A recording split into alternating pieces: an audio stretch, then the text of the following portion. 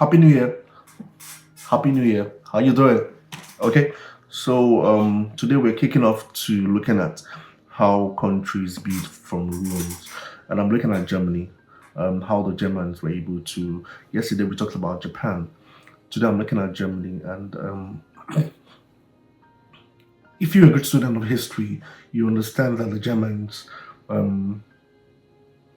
went ground zero after World War II. So this conversation helps us learn new year how to go back from ground zero to ground anything you want to.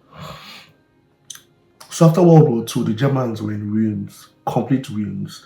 Ruins in the sense that it was almost impossible anybody ever thought they were going to come close to as efficient as they are currently globally. No power, no pride.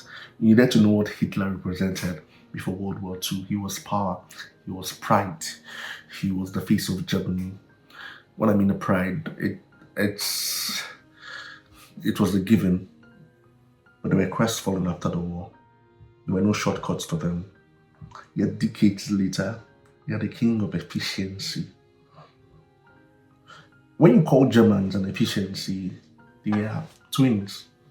That's what they represent globally. But how did they get here? Very simple. When they lost confidence and were forced to reset, they understood what their biggest strength is. It was not going to be motivation or speed. It was simply building structures, standards, and removing pride aside. Systems structure, boring system structure. They understood what machines did for the World War II, but they understood strongly that if they were going to stand a chance in the future, they were going to do boring. Early the year, it's time to do boring. Routines that looks like routines. Routines that don't make sense. But routines, if they are done 365 days, you become a different beast entirely. And the world sees it, and you catch fire, and we come to your party. No motivation. Good, but not sustainable. So, the German rebuilt through structures, standards, and discipline.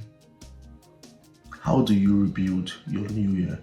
Using structure, discipline, and creating standards for you.